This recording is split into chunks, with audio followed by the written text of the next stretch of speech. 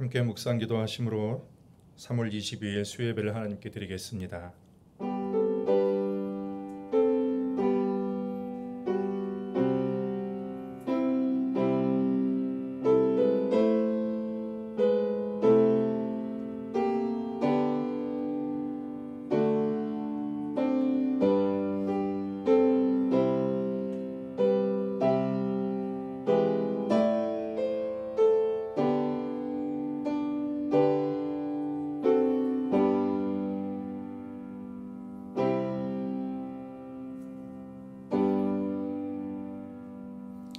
성도의 모임을 지켜보시고 기뻐하시는 아버지 하나님, 주님을 예배하기 위하여서 주의 백성들이 이 시간도 또 함께 모여 여호와의 성호를 높이며 주님을 바라보며 주님께 영광을 올려드리길 원합니다. 이 시간에 임재하여 주셔서 몸과 마음과 뜻과 힘을 다하여 하나님을 찬양하고 예배하는 주의 백성들의 마음을 헤아리사 주님께서 높임을 받아주시고 하늘의 기쁨과 또 한량없는 은혜로 충만하게 하여 주옵소서. 예수님의 이름으로 기원하옵나이다. 아멘. 찬송가 337장 부르신 후에 조미애 권사님 기도 인도해 주시겠습니다.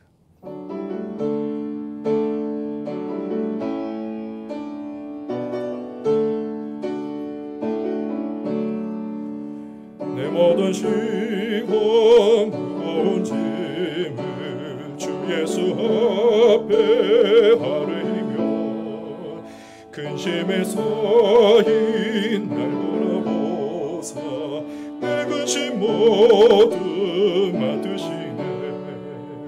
무거운 짐을 나 홀로 지고 견디다 못해 쓰러질 때 불쌍히 여겨 구원해 주리.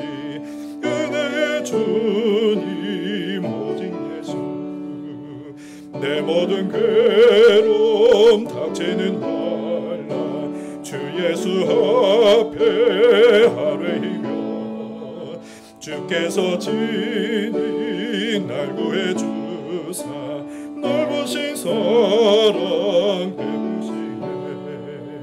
무거운 짐을 나 홀로 지고 견디다 못해 쓰러질 때 불쌍히 여겨 구원해 주리.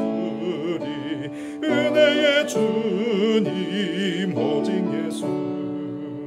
내 짐이 점점 무거워질 때 주 예수 앞에 아뢰이며 주께서 친히 날 구해 주사 내 대신 짐을 져주시니.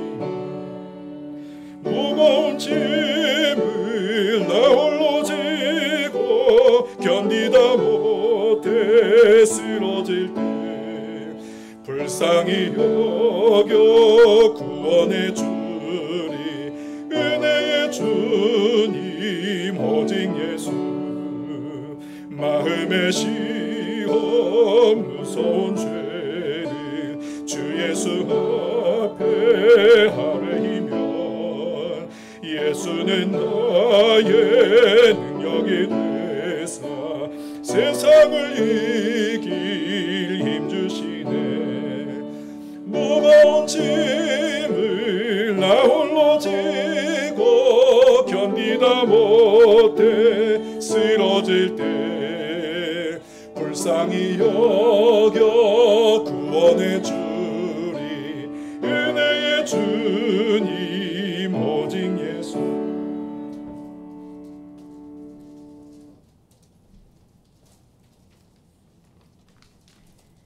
기도드립니다. 전지전능하신 하나님 아버지, 할렐루야 할렐루야. 주님을 찬송합니다. 주님 경배드립니다. 이 수요 예배를 기뻐 받아 주시옵소서. 예배의 중심이신 주님을 더 알아가는 시간이 되게 하시며 예배의 찬양과 말씀과 기도가 온전히 성령님의 이끄심 안에 거하게 하여 주세요. 이 예배를 통해 회개의 영을 부어 주시어 우리 안에 진정으로 회개하게 하시고 세상 일에 마음을 뺏기고 살아가면서 저희 원하는 대로 살아가고 있습니다. 주님 명령에 불순종하면서 살아갑니다. 사랑 안에 거하신 주님의 말씀에 순종하지 않는 저희를 용서하여 주세요. 주님 만져주시어 하나님의 영, 성령님이 이끄심의 마음을 주님께 향하게 하여 주옵소서. 진리의 말씀 성경을 마음에 새겨주시게 하시고 세상으로부터 돌이켜 주님 뜻으로 살아가는 자녀로 오늘도 세워주시옵소서. 이런 저희를 사랑하시는 주님의 은혜에 감사드립니다. 주님, 앞으로 성례식이 2월 2일에 있습니다. 그 성례식을 위하여 우리가 합심으로 기도하며 나아가게 하시고 말레이시아 생카교회 헌당 예배에 그곳에 주님이 거하시어 주님이 축복이 임하는 곳이 되게 하여 주옵소서.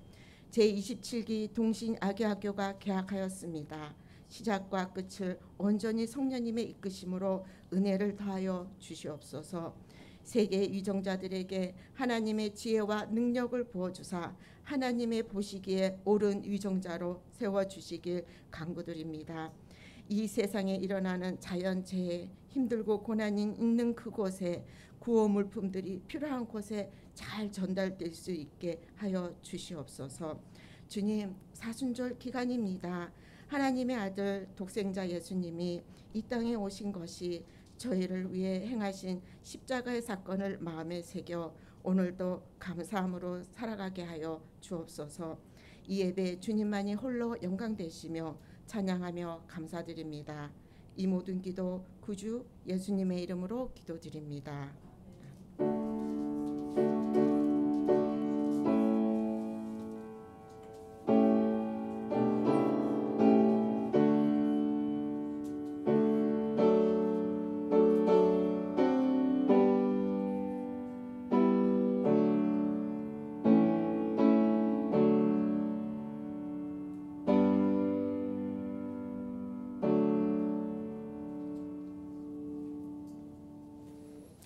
하나님의 말씀은 구약성경 사무엘상 1장 1절로 6절까지의 말씀입니다. 사무엘상 1장 1절로 6절까지의 말씀, 제가 가진 성경 구약 407면입니다. 1장 1절로 6절까지의 말씀을 봉독해 드리겠습니다. 에브라임 산지 라마다임 소빔에 에브라임 사람 엘가나라 하는 사람이 있었으니 그는 여로함의 아들이요 엘리후의 손자요 도후의 증손이요 숲의 현손이더라. 그에게 두 아내가 있었으니 한 사람의 이름은 한나요 한 사람의 이름은 브닌나라. 브닌나에게는 자식이 있고 한나에게는 자식이 없었더라. 이 사람이 매년 자기 성읍에 나와서 실로에 올라가서 만군의 여호와께 예배하며 제사를 드렸는데 엘리의 두 아들 홈니와 비느하스가 여호와의 제사장으로 거기에 있었더라. 엘가나가 제사를 드리는 날에는 제물의 분깃을 그의 아내 브닌나와 그의 모든 자녀에게 두고 한나에게는 갑절을 주니 이는 그를 사랑함이라. 그러나 여호와께서 그에게 임신하지 못하게 하시니 여호와께서 그에게 임신하지 못하게 하심으로 그의 적수인 브닌나가 그를 심히 격분하게 하여 괴롭게 하더라. 아멘. 우리나라 속담에 꿈보다 해몽이 좋다라는 말이 있습니다. 어떤 언짢은 일을 경험했습니다. 근데 그 일 때문에 기분이 나쁘고 심히 괴로울 수도 있습니다. 그런데 그 일 그대로 받아들이지 않는 거예요. 한번 돌려서 긍정적으로 풀이한다는 그런 속담입니다. 그러니까 관점의 전환이죠. 한 유명 신발 회사에서 아프리카에 판매 사원을 보내서 신발 판매 가능성 여부를 조사했던 적이 있었습니다.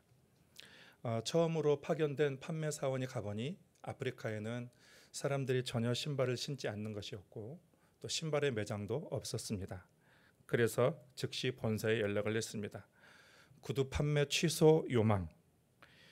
이 부족은 전혀 신발도 신지 않고 있고 또 신발을 파는 상점도 없으니 신발이 팔리지 않을 것입니다. 이렇게 보고를 했습니다. 그리고 또 조금 더 있다가 다른 판매 사원을 그곳에 보냈습니다. 그는 그곳의 형편을 살핀 후 다음과 같이 보고했습니다. 구두 판매 절실히 요청이 됨. 이렇게 했습니다. 이 부족들은 신발을 신고 다니지 않기 때문에 신발을 팔면 신발을 신고 다닐 것이고, 또 여기는 상점이 없기 때문에 상점을 세워서 이들에게 구두를 팔면은 잘 팔릴 것이다, 이렇게 보고를 했습니다. 두 사람은 똑같은 상황을 보았습니다. 그런데 관점이 달랐습니다. 결국 신발에서는 두 번째 판매 사원의 의견을 받아들여서 그곳에 공장을 세우고 많은 신발을 판매하고 큰 수익을 올렸다고 합니다. 우리는 살아가면서 많은 일을 만나고 경험합니다. 그 중에는 우리에게 즐거운 일도 있지만 또 우리에게 나쁜 일도 있습니다. 그때 그 일들을 어떤 눈으로 보느냐에 따라서, 그 관점에 따라서 그 인생이 행복하고 만족스러운 인생도 될 수 있지만 또 반대로 불행하고 또 불만족스러운 그런 인생을 보낼 수도 있습니다. 여기서 눈은 관점을 얘기합니다. 관점. 사람마다 인생을 보는 관점이 각각 다릅니다. 관점은 마치 안경과도 같아요. 푸른색 안경으로 세상을 바라보면 세상이 온통 푸르 보입니다. 붉은색 안경으로 세상을 보면은 세상이 다 온통 빨개 보이고, 노란색 안경을 끼고 세상을 보면 세상이 온통 노랗게 보이는 것입니다. 어떤 관점을 가지고 세상을 보느냐에 따라서 이 보이는 세상을 살아가는 방법과 태도가 완전히 달라질 수가 있습니다. 척 스윈돌 목사님은 이렇게 얘기했습니다. 우리의 인생은 사건 10%와 그 사건을 대하는 방법 90%로 이루어진다라고 했습니다. 똑같은 사건을 경험합니다. 똑같은 사건을 경험해도 그것을 어떤 관점으로 바라보고 또 어떻게 해석하고 또 그 일들을 어떻게 반응하냐에 따라서 그 인생이 달라진다라는 그런 말씀입니다. 특히 역경을 당할 때에 그 역경의 상황에서 우리 인생을 어떻게 바라보는지가 굉장히 중요합니다. 한 연구에 따르면 대학 시절에 고생을 많이 했던 사람들이 그것을 단순히 부정적으로, 대학 때 생활을 부정적으로 설명한 사람은 중년 시기부터 잦은 질병에 시달리는 사람이 많다. 다 그런 건 아니지만 그런 사람이 더 많다라는 것입니다. 대학 시절에 정말 고생만 많이 했다, 이렇게 생각하는 거예요. 그런데 또 다른 사람들은 대학 시절에 그 고생이 많은 것이 나 참 인생에 큰 도움이 많이 되었다. 긍정적으로 그 고생했던 것을 긍정적인 관점으로 풀어서 설명하는 거예요. 그런 사람들이 오히려 더 노년이 되면서도 활기찬 인생을 보내고 있다. 그렇게 결과가 나왔다는 것입니다. 역관과 어려움이 없는 사람은 없습니다. 누구에게나 다 있습니다. 근데 그것을 내가 어떤 시각으로 보느냐, 어떤 관점으로 보느냐가 정말 중요하다는 것을 보여주는 것입니다. 인생은 해석이라는 말이 있습니다. 인생은 해석이 중요합니다. 특히 우리 믿음의 사람들은 믿음의 눈을 가지고 인생을 해석할 줄 알아야 되는 것입니다. 믿음의 눈으로 세상을 바라보고 믿음의 눈으로 그 모든 것들을 해석할 줄 알아야 한다는 것입니다. 오늘 말씀은 사무엘이 태어나게 된 배경을 알려주고 있습니다. 사무엘은 이스라엘이 혼란하고 불안정한 시기에 이스라엘의 지도자가 되어서 이제 사울부터 시작되는 왕정 시대를 준비한 사람입니다. 사무엘은 어려서부터 성전에서 자라면서 하나님의 말씀을 배우고 또 하나님의 음성을 들어서 이스라엘을 잘 이끈 지도자로 잘 알려져 있습니다. 그런데 그의 태어나는 과정은 그렇게 순탄한 과정이 아니에요. 이스라엘은 12지파가 있는데 에브라임 지파에 엘가나라 하는 사람이 등장합니다. 1절에 보시면 에브라임 삼질 라마다임 소빔에 에브라임 사람 엘가나라 하는 사람이 있었으니 그는 여로함의 아들이요 엘리위의 손자요 도우의 증손이요 숲의 현손이더라. 엘가나라 하는 사람이 등장을 하고 2절에 보시면 그에게는 두 아내가 있습니다. 2절입니다. 그에게 두 아내가 있었으니 한 사람의 이름은 한나요 한 사람의 이름은 브닌나라. 브닌나에게는 자식이 있고 한나에게는 자식이 없었더라. 그러니까 이 에브라임 그 지파의 사람 엘가나라는 사람에게 두 명의 부인이 있습니다. 한 사람은 한나고 한 사람은 브닌나입니다. 우리가 되게 역사 드라마나 또 우리 현대 드라마를 보면은 늘 이게 갈등 관계가 있어요. 그러니까 첫째 부인과 둘째 부인이 늘 등장하는 경우가 많이 있습니다. 그런데 둘의 관계는 항상 좋지 않습니다.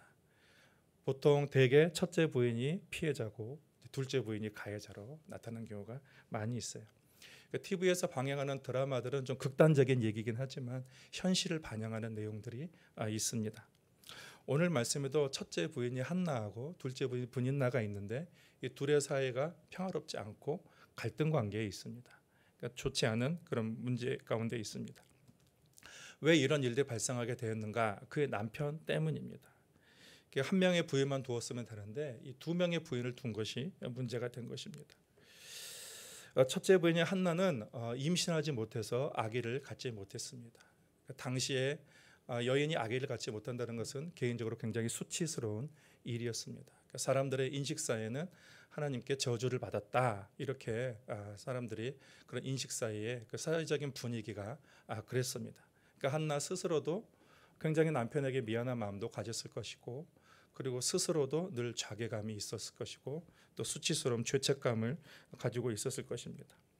또 하나는 이스라엘에서 대를 잇는 것은 굉장히 중요합니다. 이스라엘에서 자식을 낳아서 대를 잇는 것을 큰 복으로 여겼습니다. 그래서 어떻게든 자녀를 많이 낳는 것이 그들에게는 복이었습니다. 그렇지만 엘가나는 자녀에게 한 명도 없으니 이게 가족에게 면목이 없는 것이죠. 대를 이어야 되는데 대를 이을 방법이 없게 되는 것입니다. 본인도 아기를 갖고 싶은데 아기를 갖지 못하니 늘 마음에 아쉬움이 있는 것이죠. 그래서 선택한 것이 둘째 부인을 얻는 것이었습니다. 결국 첫째 부인인 한나는 아기를 낳지 못했지만 둘째 분인나는 아기를 갖게 되었습니다. 이제 엘가나의 문제는 해결되었어요. 그는 그가 가지고 있던 마음의 부담이 해소가 되었습니다. 그런데 인생은 문제의 연속이라고 또 그 분인나가 아기를 낳았고 그런데 그 해결된 문제가 또 다른 문제를 또 가져오게 되었던 것입니다. 분인나가 아기를 낳자 이제 한나에게는 문제가 생기는 것이죠. 한나의 마음속에는 늘 열등감과 또 자괴감 또 미안한 마음이 늘 있는 것입니다. 엘가나는 속이 깊은 사람이고 또 공감 능력이 있는 사람입니다. 그런데 한나를 위로하기 위해서 분인나보다는 한나에게 특별히 더 잘해 주었다고 했습니다. 4절과 5절입니다. 엘가나가 제사를 드리는 날에는 제물의 분깃을 그의 아내 분인나와 그의 모든 자녀에게 두고 한나에게는 갑절을 주니 이는 그를 사랑함이라. 그러나 여호와께서 그에게 임신하지 못하게 하시니. 두 아내에게 제물의 분깃을 나눠주는데 첫째 부인과 둘째 부인 분인나와 그의 모든 자녀라고 한 것이 보면은 분인나에게는 자녀가 여럿이 있었던 것 같아요. 보니까 그 분인나와 모든 자녀에게는 어떤 분깃을 줬지만 한나에게는 갑절을 주었다라고 했습니다. 엘가나가 그의 아내의 상처받은 마음을 위로하기 위해서였습니다. 그를 깊이 사랑했습니다. 그런데 남편의 위로가 있어도 한나에게는 근본적인 그런 문제가 해결되지 않았습니다. 한나의 문제는 크게 두 가지입니다. 첫째는 아기를 낳고 싶어도 아기를 갖지 못한 것이고 또 하나는 둘째 부인의 공격이었습니다. 분인나는 자신이 늘 두 번째라는 사실 때문에 한나에게 시기심과 늘 경쟁심을 품었습니다. 욕심을 품었어요. 그래서 남편을 차지하기 위해서 한나를 괴롭게 하고 또 그를 격분시켰습니다. 애를 낳지 못하는 한나의 아픈 곳을 계속 찌르는 거죠. 아픈 곳을 찔러서 한나의 속을 완전히 뒤집어 놓는 그런 공격을 한 것입니다. 5절과 6절입니다. 한나에게는 갑절을 주니 이는 그를 사랑함이라. 그러나 여호와께서 그에게 임신하지 못하게 하시니 여호와께서 그에게 임신하지 못하게 하심으로 그의 적수인 분인나가 그를 심히 격분하게 하여 괴롭게 하더라. 분인나가 한나의 아픈 곳을 계속 찌르면서 한나를 격분시켰습니다. 격분시키고 괴롭게 만들었습니다. 여기 보면은 둘의 사이가 적수라고 했어요. 그의 적수인 분인나. 그러니까 한나도 분인나를 적수로 봤고 그리고 분인나도 한나를 적으로 봤어요. 경쟁 관계입니다. 그러니까 한나를 경쟁자로 본 것이죠. 자신은 열등하다고 생각한 것입니다. 그래서 분인나가 자신의 문제를 해결하기 위해서 선택한 것이 경쟁자를 무너뜨리는 것입니다. 경쟁자를 제거해야 내 문제가 해결되는 것이죠. 여러분 사람에게 이렇게 비교하고 경쟁의식을 가지고 그 마음속에 시기가 있는 것은 마음이 굉장히 괴롭거든요. 그래서 이 마음을 괴롭게 하는 이 시기심을 해결해야 되거든요. 이 시기심을 해결해야 된다면 하기 위해서는 이 경쟁자를 없애버려야 돼. 경쟁자가 사라져야 되는 것입니다. 그러니까 그렇게 이제 생각을 한 것입니다. 인간관계에서도 분인나와 같은 사람이 있어요. 타인을 이렇게 협력의 관계로 보지 않고 경쟁의 관계로 보는 것입니다. 타인과의 관계에서 늘 자기가 나아야 돼요. 늘 우위에 있어야 되는 것이죠. 그렇지 못하면 괴로워하는 것이죠. 분인나가 일으킨 문제의 원인은 비교하는 데 있는 것입니다. 늘 비교하는 그런 눈으로 이 사람을 보는 거예요. 사람을 보고 또 세상을 보는 것입니다. 자신과 타인을 항상 비교하는 거예요. 비교는 긍정적인 효과보다는 부정적인 효과를 낳게 되는 것이죠. 그래서 사람이 불행해지기 위한 가장 효과적인 방법이 뭐냐? 그것은 비교라는 것입니다. 타인과 나를 비교하는 것. 왜 내가 저 사람보다 더 키가 적은가? 왜 내가 저 사람보다 더 가진 것이 없는가? 왜 저 사람은 더 사랑받고 나는 사랑받지 못한가? 왜 저 사람은 더 인기가 있는가? 왜 나는 사람들에게 사랑을 받지 못하는가? 그런 계속해서 이렇게 비교하는 거예요. 여러분, 비교하면 엄청난 함정이 있습니다. 한 번 비교하기 시작하면 계속 비교하기 시작하는 거예요. 그러니까 사람들의 문제는 자신이 잘하고 있는 것, 자신의 장점에 집중하지 않고 자신의 단점에 집중하고 타인의 장점에 집중하니까 이게 사람들에게 문제가 있는 것입니다. 그러다 보니까 내가 가진 것을 누리지 못하고 감사하지 못하는 거죠. 그래서 내가 가지지 않는 것, 그것을 타인이 가지고 있다고 해서 그것만 바라보면서 부러워하는 것입니다. 내가 가진 것에 집중하고 누리지 못하는 거예요.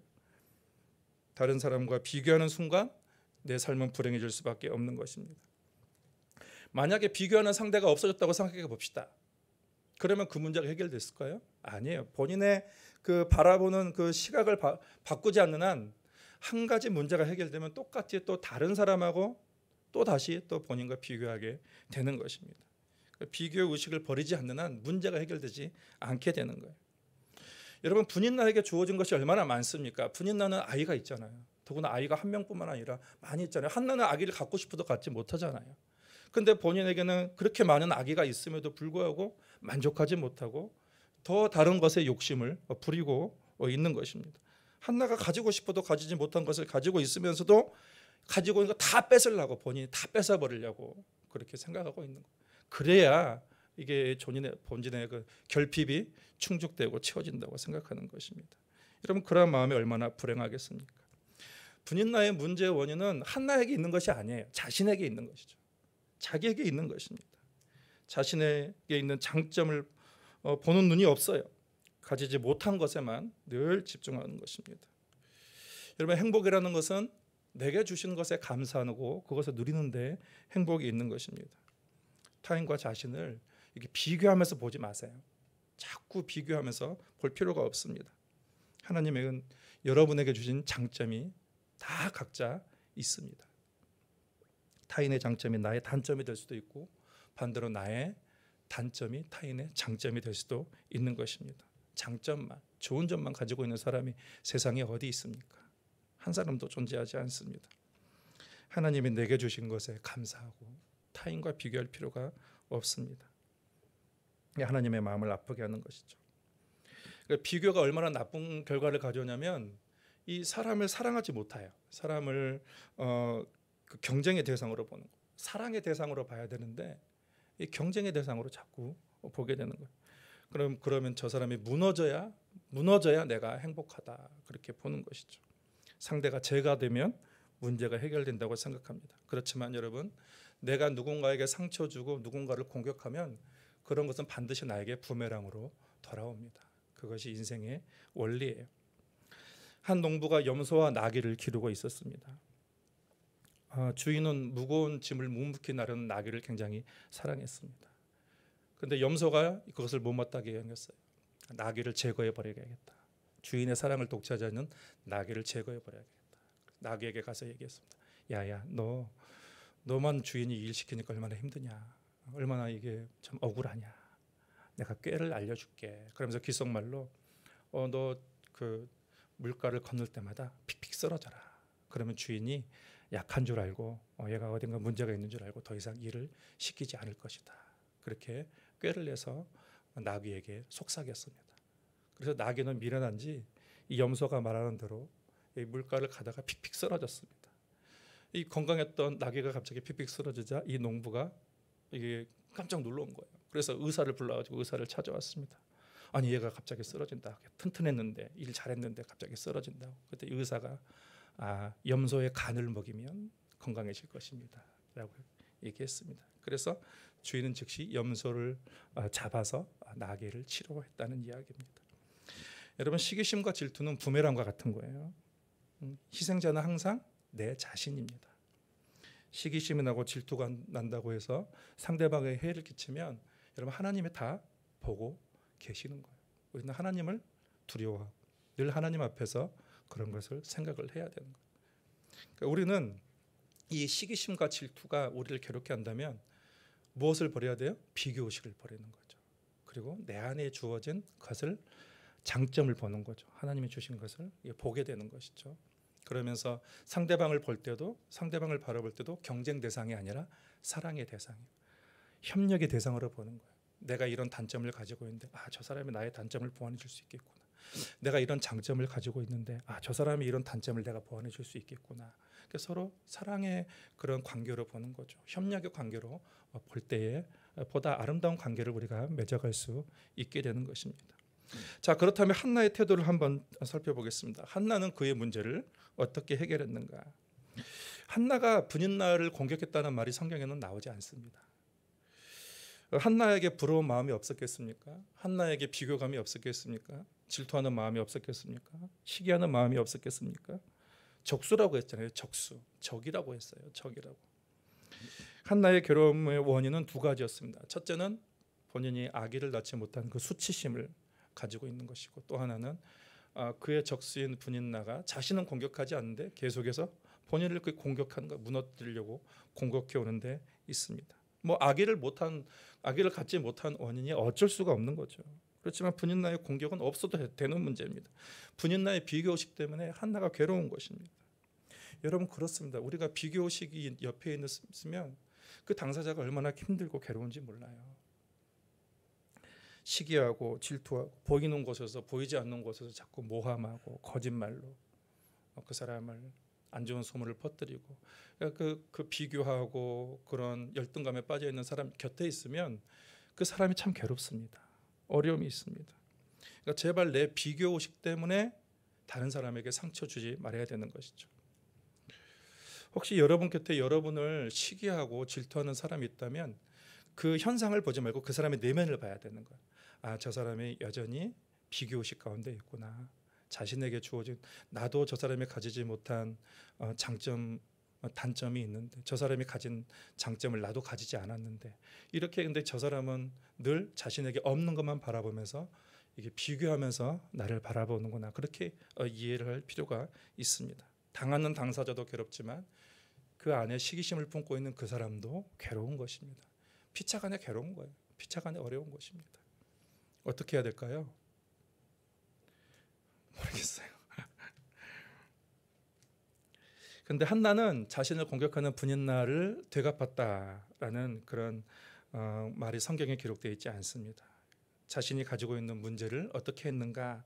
10절과 11절을 같이 한번 읽어볼까요?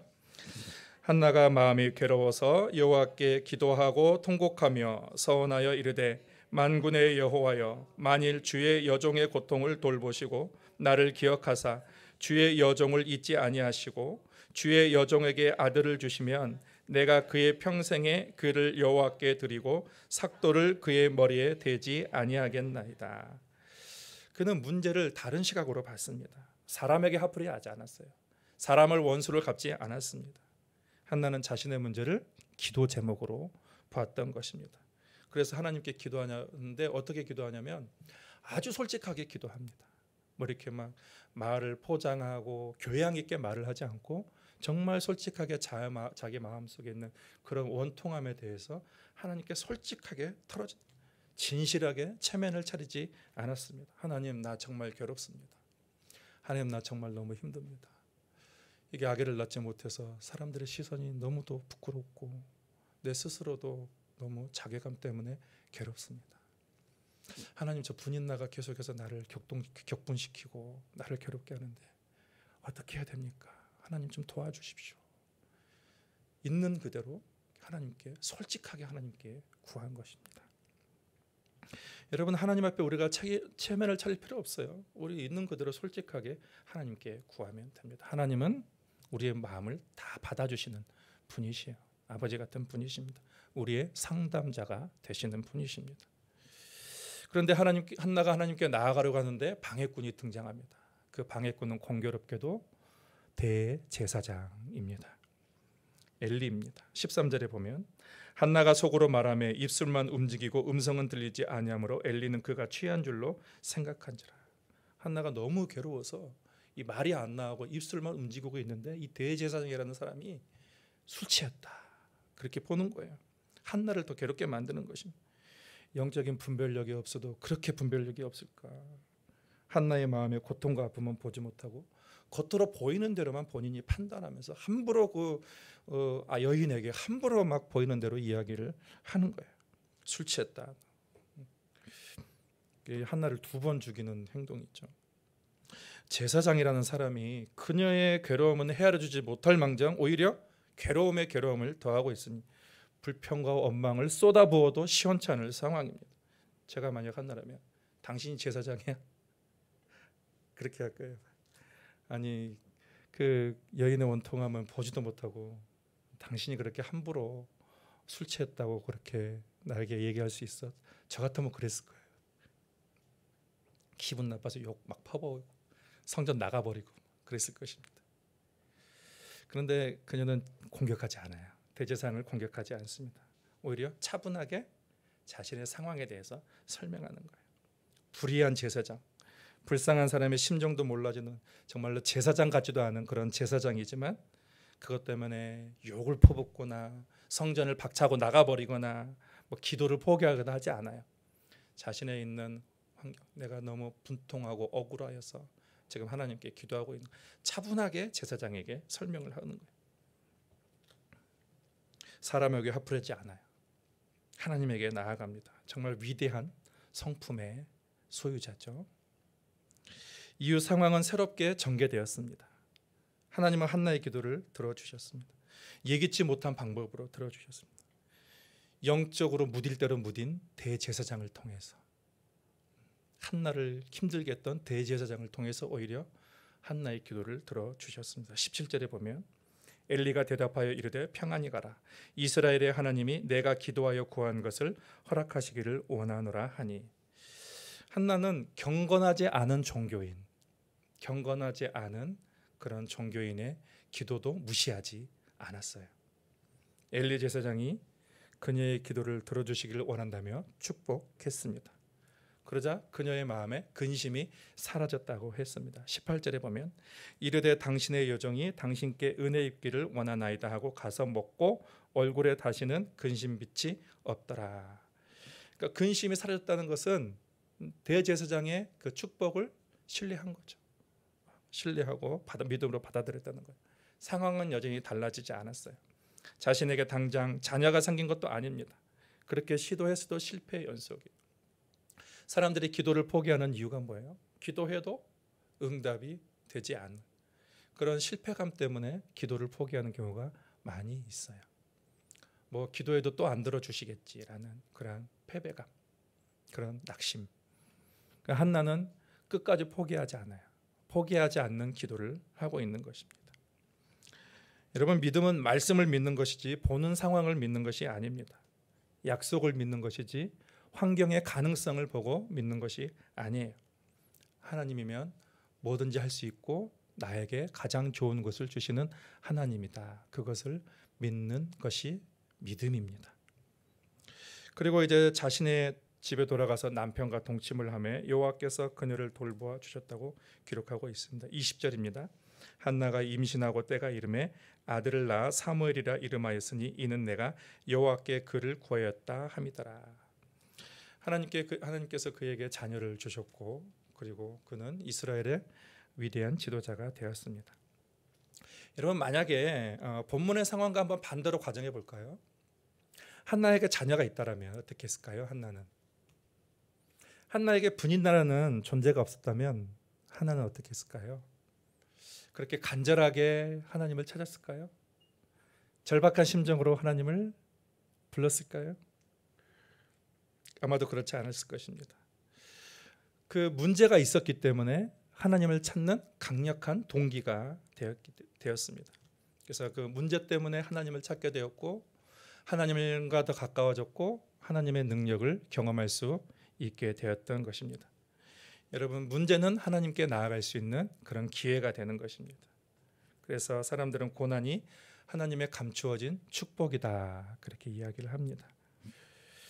여러분, 한나에게 그런 문제가 없었다면 그는 믿음은 성장하지 않았을 것이에요. 그냥 머리로만 알고 있는 그런 하나님이었을 것입니다. 그런데 연단된 그 믿음을 통해서 하나님이 일하시게 된 것입니다. 인생은 어떤 관점으로 보는가, 어떤 관점으로 보고 어떻게 해석하는가가 정말 중요합니다. 문제는 하나님의 숨겨진 축복입니다. 문제가 발생했을 때에, 여러분 괴로운 일이 발생했을 때에 그것은 무슨 뜻일까요?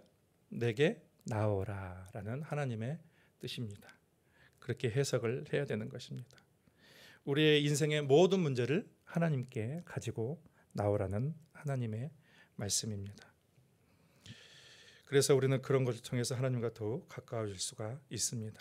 한나는 끝까지 시험을 이겨냈습니다. 포기하지 않고 끝까지 인내하며 기도로 승리했습니다. 여러분은 어떤 눈을 가지고 계십니까? 현실을 그냥 바라보는 눈을 가지고 계십니까? 아니면 믿음의 눈을 가지고 계십니까? 여러분에게 어떤 문제가 있습니까?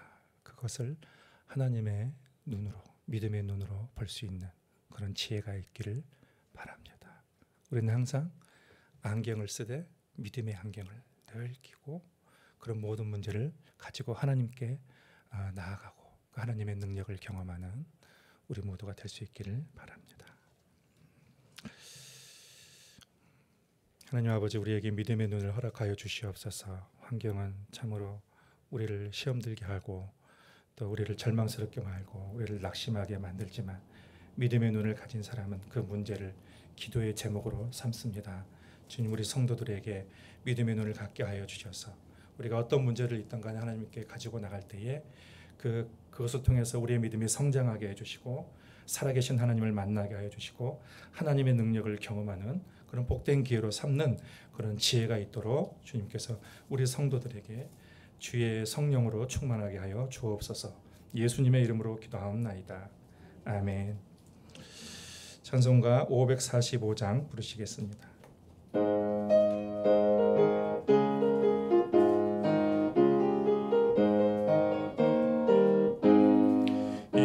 눈에 아무 증거 아니 베어도 믿음만을 가지고선을 걸으며 이 귀에 아무 소리 아니 들려도 하나님의 약속 위에 서리라.